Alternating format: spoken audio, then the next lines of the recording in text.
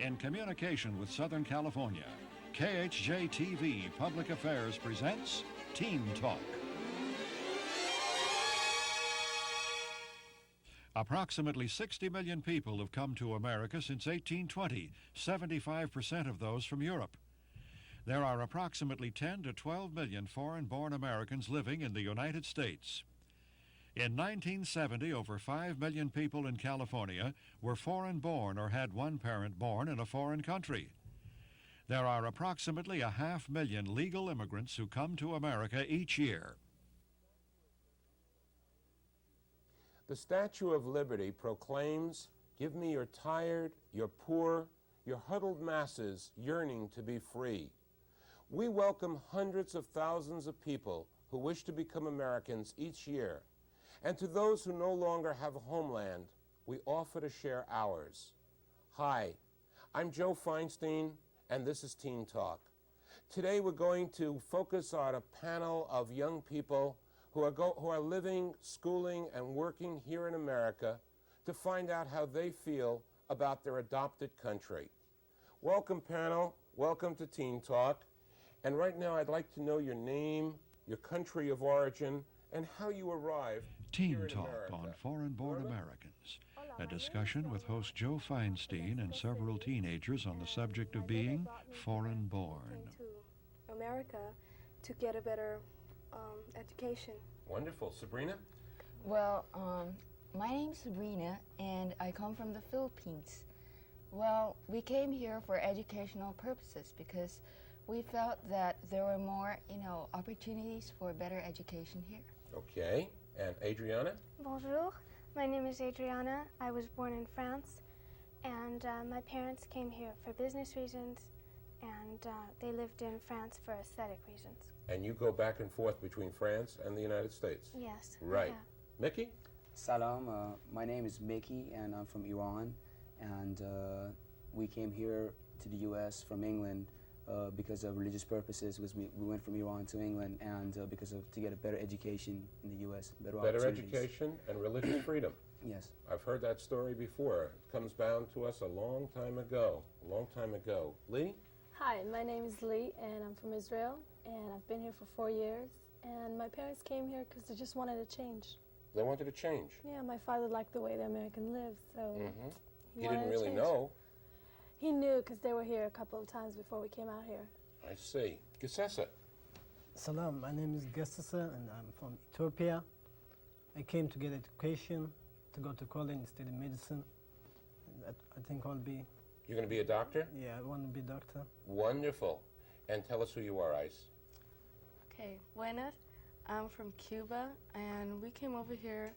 We've been living here for 14 years now, and we came over here because of communist problems. The problems with Castro? Yeah. I see. Okay. Now tell me, what kind of work are your parents engaged in here in the United States? What are they doing? Sabrina? Well, my father is a computer programmer at Financial Decision Systems Incorporated, and my mom has a part-time job. Well, she works with American Greetings. American Greetings. That's very nice. What else but American Greetings? Greetings to America. Lee, what do your parents do? My father has a rent-a-car business, and my mother just stays at home. And it's called a housewife. She's a housewife. She's not really, but she stays at home sometimes. Sometimes she goes out. She learned the American way very, very quickly. Yeah. That's the American. Not really. There are not very many American. No lunches. Not very many American housewives anymore. Ice, what do your parents do? Well, my dad's a maintenance supervisor for the Rapid Transit District, and my mom does an occasional babysitting job at home. Now, I know that you and Norma have been here for most of your lives, and at the same time, Mickey and Gesessa are only here for, Mickey's here for how many years? I've been here for 6 years. I've been here for 4, but... 4 years. Yeah. And Gesessa, you've been here 6 months, yeah.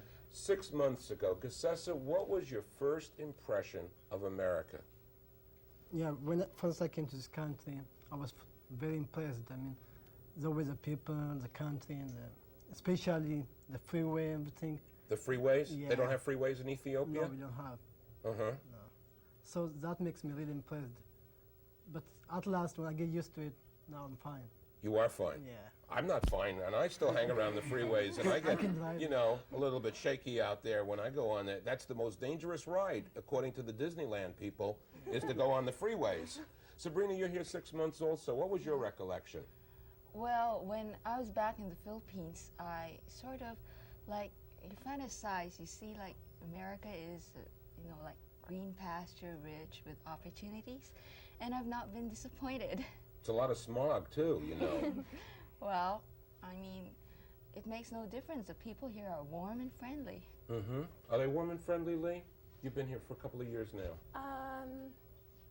They're warm and friendly, but sometimes I wonder how true it is. I mean, how deep does it go? Does it only stay in the front and reaches their face with the smile or, you know, the handshake, or do they really mean it? What did you think about as you came to America for that first day? That there's a lot of blondes here, because there are no blondes in Israel.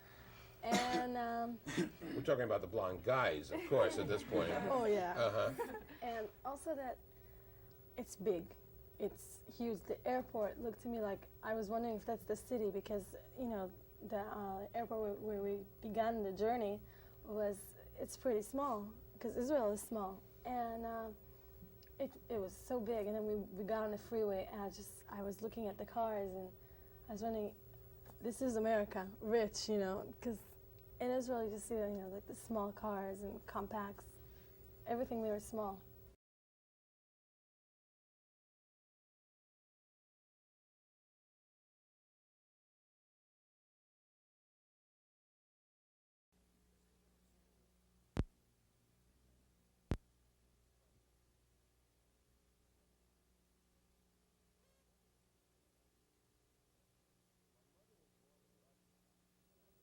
My mother was born in Russia, and I can remember when she told me stories about her arrival.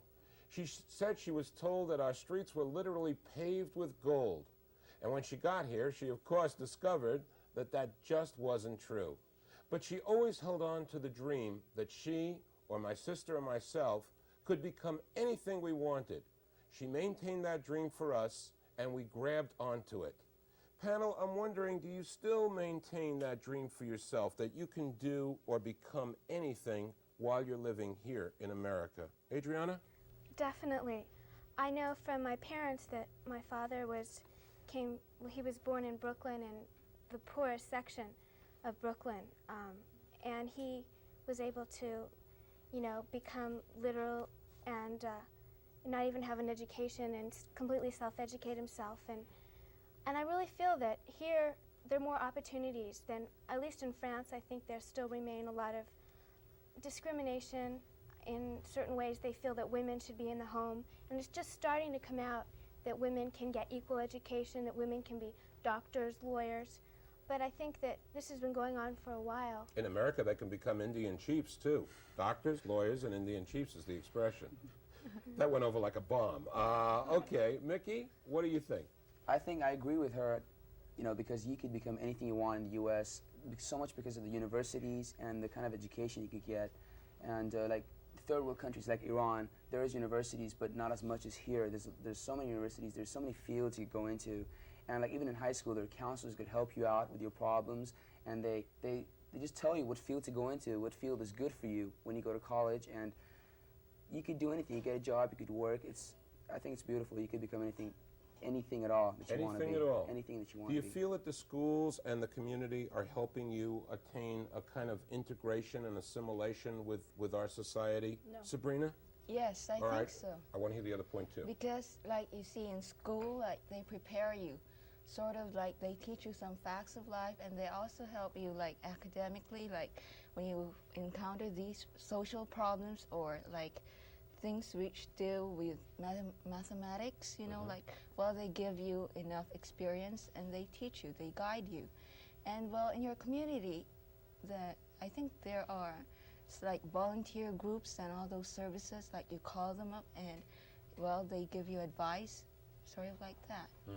And you say no. I say no because I remember that when I first got here and I went into school, and my teachers, I was late, I guess, to class, and my teacher said, bring a note. and I didn't understand what he was saying, and I was asking him again and again, and he kept repeating the word instead of explaining it to me. And I said, what do you mean? And everybody was laughing, you know, that's a dummy. She doesn't understand English. And people here don't accept that some people don't understand English and they can't speak English, and you know, they feel like, oh, how do you, what, you don't know English? You must be dumb. You don't belong with us. What? Yeah, you don't belong here. And they try to help, but I think mostly they feel that a foreigner is a foreigner, and we're Americans, and it's totally different. That must have really hurt your psyche and your sense of self to get this kind of disparaging, you know, reaction where the kids just were laughing at you. It made me feel that I have to prove that I'm not dumb. I see. Gesessa, have you found this to be true, or? Oh, yes, I did. When I came to this country, I got a friend living in the same place where I'm living, and said he wanted to be friends with me, but when he knows that I got an accent and I'm from another country, you know, he don't want to be a friend then. So I really felt something inside me, so I started to improve my accent, go to school, and start to improve my language. At last, I got that boy, and we started to talk about this thing when we became friends at last. Yeah. So you did become friends with him, Yeah. and his non-acceptance of you was a helper in causing you to want to improve your English and improve your speech and everything. That's right. That's interesting. Ice, have you found that you maintain a dream about proving yourself and doing all kinds of wonderful things here in America? Well, my mother wanted to, you know, she wanted to be a doctor, right? Yes. And she couldn't in Cuba, so that's one of the reasons we came over here. And I do want, I think a lot. I changed my mind a lot of what I want to be, and now I'm trying to get steady. I'm trying to find something I really want. Is your mother a doctor? No. Is she? The dream has not been maintained for her. She stopped school? Because No? of communism. Because of I don't understand. They made her stop. Oh, they stopped her in Cuba from continuing on in her chosen profession. I see. What do you remember when you got here? What are some of the earliest, you know, the dreams that you're thinking about insofar as your new country? Norma, what would you like from this country? I would like for them to help us students, to give us more college funds so we could get where we want to get, and it won't be so hard, because that's one of the reasons we came over here, because to go to school in Mexico you have to buy uniforms and books, and most people don't have that money, so most people don't go to school. So I would like the president to give us more college funds so we could go to school and get somewhere and get our dream come true. That's really interesting. Really interesting. Okay. And what about you, Lee? What would you like? I think I got what I wanted from this country. I got the language, and I got to know the culture, and what I really wanted was that, and now I'm ready to go back. I am going back to Israel. You're going back to Israel? Yeah, at the end of this year. Can you tell us why? Well, I really feel that Israel is my place. It's my country. When I went to visit there, when I landed, I felt like I'm home. You kind of have the feeling when you're out of the country, and I guess that's why I want to go back there. I feel it's my place, and I feel that here I'm foreign. I mean, nothing is mine really. It's loaned. Don't you think you'll get used to it after a while, and don't you think it'll be for the better if you stay here, or?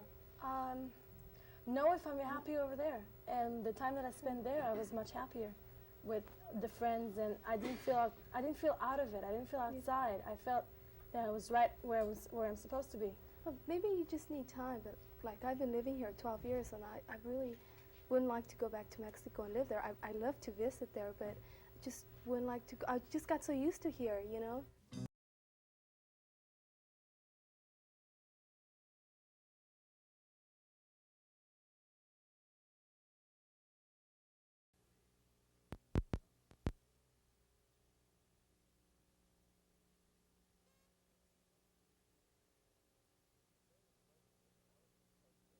A famous Frenchman, Alex de Tocqueville, came to America in the 18th century to observe and write about America, and he said, in that land, the great experiment was to be made by civilized men of the attempt to construct society upon a new basis. Do you like what you see, people, or what would you like to see changed here in America? Mickey, what do you want to see changed? Well, I kind of like what I see, but I like to see. I think the kids have a lot of freedom, which I think is good. But I think the parents don't emphasize a lot of the things. That's why I think sometimes kids get into drugs and alcohol and stuff like that, because the parents don't stress the fact that you shouldn't do those things and stuff like that. And so I think that's the main problem. The youth is really, some of them they don't do those things like myself, but some do, and that's because they're confused, peer pressure and stuff like that, because their parents haven't really sat down with them and explained to them why they shouldn't. I hear you. I hear you. Too Adriana? much freedom. I don't think there's enough organization within the family and the school. I don't think they pay enough attention to the student if the student has problems, or Are the parents a little more strict in France? Yes, definitely. And more strict in Iran too? Oh yeah. Yes? There's a lot more organization and like a moral thing that people carry with them, and sometimes it carries them through Norma, things. what would you like to see changed around here? I'd like to see, like, in schools, when you go into your counselor and you hardly don't understand what they're saying because you speak in another language, then just, oh, well, he doesn't understand me. Here, just give him this class and give him this class. And they won't try to help you, and they won't try to talk to you to see what you're interested in. And like other teachers, they say, well, you'll never make it to college. You'll never make it to college. Why? Because we just can't understand their language. And This we is need like what time. Cassessa was saying Yes. before. They're not taking me seriously. Seriously. And I want to be taken seriously, and I want to be understood, and a little more compassion for the fact that I just don't speak the same language, or I don't understand the same cultural problems. And like, give aid to the people that come here with their big dreams of becoming somebody, and they should prove to us that there is hope here. What kind of aid do you mean? Like financial aid, so like people that come here, they hardly don't bring, money, because for one reason they come sometimes is to get more money. So I think, we should have, financial aid too. Well, that's a lot of people would say, enough of this. America is not the country to feed every single person that comes here. We cannot be that person for every single transported or transplanted immigrant that comes to our shores. A lot of people are very upset with the fact that immigrants come without the money or without the education. I guess it's just, just because they were born here and they have, the advantage of being here, and, other people were born somewhere else, May I tell you something that bothers me very much? When I'm at school and I see the young people who are here from foreign lands, either Vietnamese kids or the Chicano, some of the Chicano kids, and they speak the language of their parents, of their country, and they, instead of really attempting to learn the English, they're continuing to talk in Spanish, and they won't learn their language. They won't learn the language of America that way, and they must learn English. This is our language here in this land. Maybe there's a problem, like social problem, or they're just insecure. Yes. They may be forced to come here, or they may not want to come here, or something like that. But still, if they come here, they got to learn the English language to survive. And I don't agree with what you said about the counselors not lending help, because like in Grant, where I go, the counselor, I think they lend a lot of help. We have a lot of I think Spanish-speaking counselors. We have one who speaks very fluent Spanish, and I think they help as much as they could. But, this is one school you're talking about. There's a lot of high schools and a lot of other schools yeah, that it could be maybe. different. I can't imagine talking to my parents or to somebody that I used to talk to in Hebrew. I cannot imagine talking to him in English all of a sudden, just right because. up. And I know that a lot of people get upset. I sit in class and my best friend and me talk in Hebrew, and They feel everybody's insulted. English, we don't understand. Before we leave today, I'd like to know, how would you guys like to contribute? What would you like to contribute toward this, your adopted country? I mean, if you're going to stay here and you're going to work and live here, what do you want to do to make this a better country? Sabrina, what do you want to do? Me? Well, I want to be a doctor, and I think that, taking that field, you can help other people, you ease their pain, and maybe you may be able to prolong life. And so, well, you can make the quality of life better, and you can, make people happier. Ice, what do you want to do? Well, many people don't think this is really special, but I want to be a cosmetologist. I want to work in theatrical makeup. you know, I want to help people try to look their best. And, you know, most things today is, you know, everybody wants to dress well, look nice, have, you know, everything nice, their hair well groomed. And that's what, you know, I want to help people, and I want to have my own salon. And Gusessa, what would you like to do? Well, as I said before, I want to go to medicine school. When I finish that, I'll be a doctor. And before I go to my country, I'll be here and help the people in this country. And that way, at least I did something with this country also.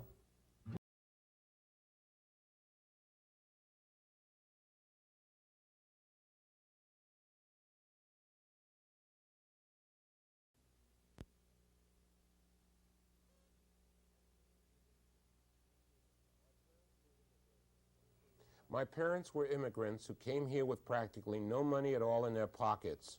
My mother earned 7 cents an hour working a sewing machine on the Lower East Side of New York.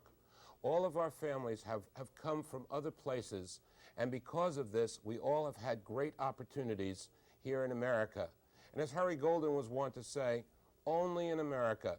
That's a book I'd recommend to all of you. And the other wonderful book, The Education of Hyman Kaplan by Leonard Q. Ross. Panel, you were super today in helping people understand about the foreign-born American. Das vidanya, arrivederci, buenos dias, and shalom. This is Joe Feinstein for Teen Talk saying we'll see you soon.